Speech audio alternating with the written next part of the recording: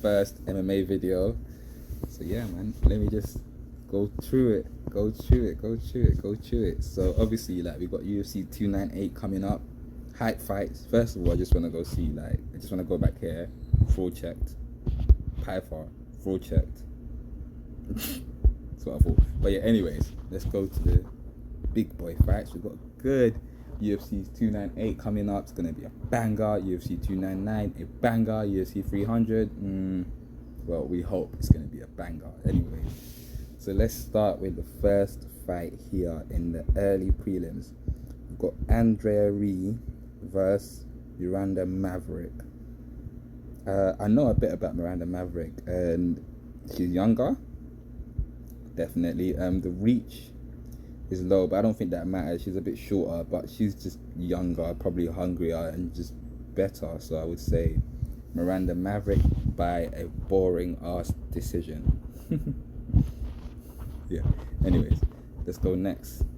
We've got Oban Elliott versus Val Woodburn. Now this fight, I predict a knockout by Val Woodburn. Might be short, stocky, but got good reach, and I think he's gonna knock him out. Oban Elliott, who's a good fighter as well, but I think Val Woodburn would win that. Let's go with this. Josh Quinlan versus Danny Barlow. Now, I would lean in towards Danny Barlow, but Josh Quinlan is one of those fighters that might just show up on the day and end up taking over. So I'm still gonna go Danny Barlow by probably second round KO or TKO. Yeah, so that's the early prelims. We've got 3 fights there, not too bad. And then next, we've got the prelims. You can see the headline is Mackenzie Dern. Bless her, bro. She was doing so well and just getting losses after losses, I think. Yeah, anyways, let's get to her in a second. First, we've got Rinya Nakamura versus Carlos Vera. I'm not wrong, Carlos Vera was on Tough before, so I've seen him fight. Rinya Nakamura, 8-0.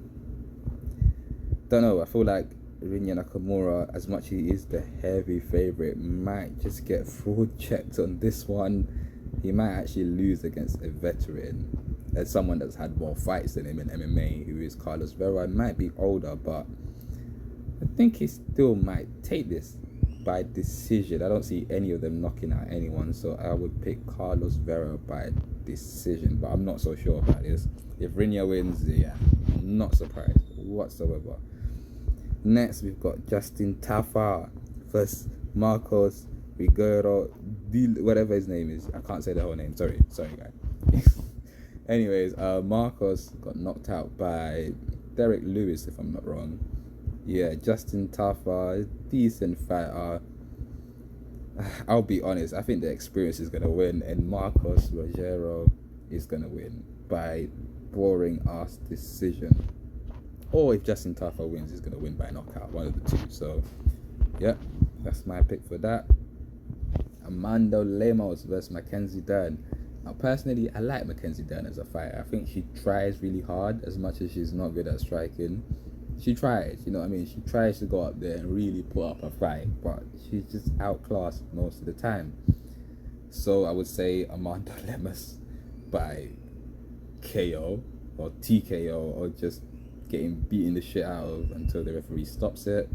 Gonna be 13-5, and I honestly think Mackenzie Dern, after this fight, if she loses, should really think about just maybe sticking to jiu-jitsu. And yeah, the MMA game might be too tough for her, especially when it comes to the top 10. Too tough for her. Or either change your weight division, yeah, or something. I don't know, but you need to do something.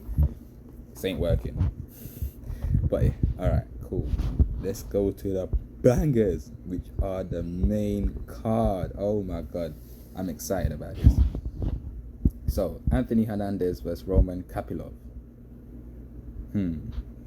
I'll be honest, I think Roman Kapilov is going to win this. I've seen him fight a few times, and he seems to be a decently good fighter. So, I think he wins against Anthony Hernandez. Just, he's going to pressure him, just put it on him, and because of that, I think Roman Kapilov is going to win by decision. I'm a bit upset of saying so many decisions because I hope to see more knockouts, but I think Roman Kapilov is going to win by decision. Now these are middleweights, so they're big guys, so it's possible that a knockout might come through, but yeah, I don't see it. Anthony Hernandez was supposed to fight Ikram Alexerov, and I think, yeah, he would have definitely lost against Ikram, so the Roman fight, he's got more of a chance, but still think he loses. Next, we've got a banger starting. Now, these are when the bangers are starting. Marab Dvalishvili, yeah, Mr. Spam takedowns, spam clinching, just awkward punches, just in your face, no technique, just pressure. Love it.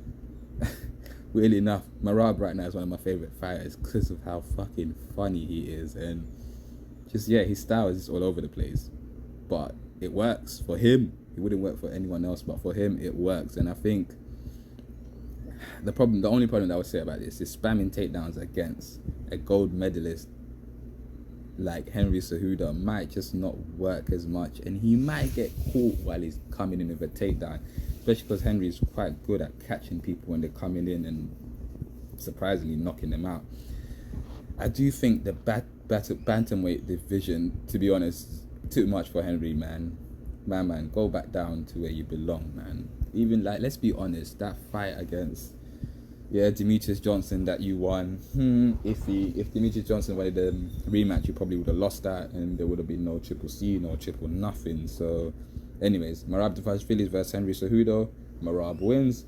Henry, I just find him kind of annoying as well, as he seems to act like he knows everything and he's always right and he's the master or whatever. I don't know, man. Chat shit. Anyways, Marab, please win. And if Marab gets to fight Sean O'Malley loses. There's no way on earth he wins, because Marab is just gonna come awkwardly, take down, you don't know when they come in, fake take, I don't know. I think he's gonna win.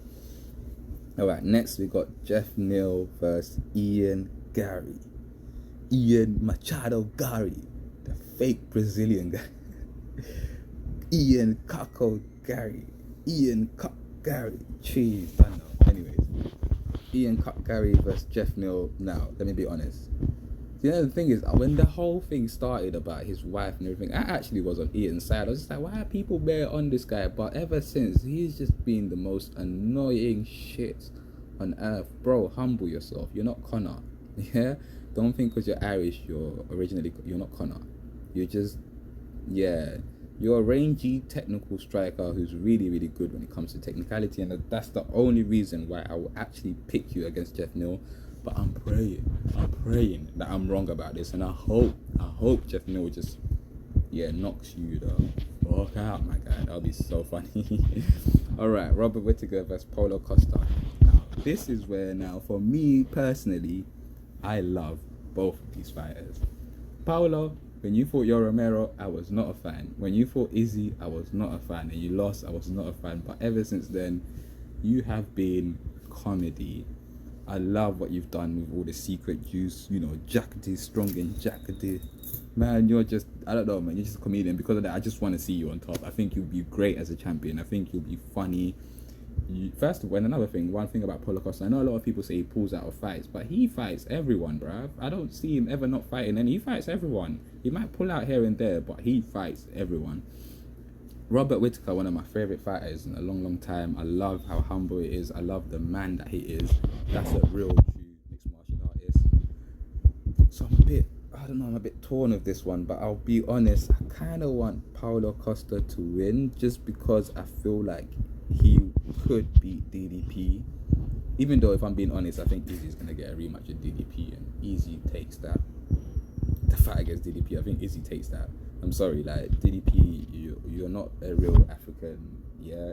No, you're not. Like, just so you guys know, I've got African in me, and I'll tell you now, especially with South Africa, with all the recent history of apartheid or something, some next Dutch guy to be telling African fighters that he's the only real African UFC champion. Like, get out of here, man. Francis Ngannou went through shit to get to where he is in France, to get the opportunity to fight, because you was born in privilege, which I'm not sure, maybe you wasn't, but I think, I don't want to put no racial tone to it, because I don't care about white or black, we're all people, but you probably got way more privilege because you was born into a more privileged family. So you being able to train better in South Africa, that's just more to do with your privilege, yeah? And South Africa is quite different. It's quite advanced compared to many other African countries that don't have the same facilities or don't have the same, so don't compare, please. How other people have to struggle and find a training place somewhere else in order to become champion, it's not because they don't want to fight or train in Africa. It's because there literally is no facilities there for them. So yeah, just shut up. Anyways, I hope Izzy does get the rematch, and I hope Izzy beats the shit out of him. I am the one few non-Izzy haters. I think Izzy, he's does some things that are cringe for sure, but he's a great fighter, one of the most active champions ever. I mostly always rooted for him, not always, but mostly always rooted for him in most fights. So I just think I want to see Izzy beat the shit out of DDP and get that title back. And I think the only problem with that is if he does, Paulo Costa versus Izzy, I guess it'll be interesting because I don't think Paulo would get drunk and get fucked up the same way. But yeah, anyways, I know I'm going on a bit of a tangent in this one, but it's just a great fight. I think one of the best co-mains I've seen in a while, man. This is just an amazing fight.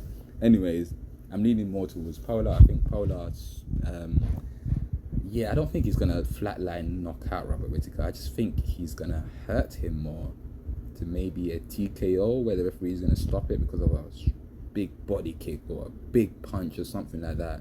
It's going to wobble Robert Whittaker while he's standing, and then, yeah. Anyways, lastly is the main event, which is Alexander Volkanovski versus Ilya Pricked.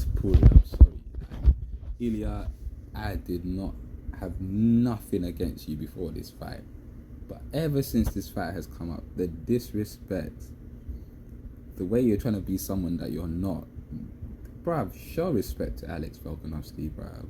I am the one guy, I'll be honest here, who I love that Islam Makhachev knocked out Alex. I was like cheering so much when he got head kicked next year, but like, bruv, he's still the best featherweight, one of the best featherweights, as I honestly think Max Holloway is still my favorite featherweight of all time. Personally, my favorite featherweight is just fucking, I love Max Holloway, but he's just an amazing fighter, an amazing person. He's always up to fight. Anyway, so Ilya Topuria versus Alex Volkanovski. Yeah, my prediction is Alexander Volkanovski is going to beat the shit out of Ilya, for sure. 14-0, yeah, good record. You've won 14 fights without losing, blah, blah, blah. It's not close to the resume that Alex has. Are you mad? Not even close. And another thing I have to go say, like, the UFC made sure you didn't fight Max because they know you would have got fucked up by Max. You would have not got this opportunity. So they just wanted someone fresh for the title fight. And it's great. But Alex, I think he's a vet.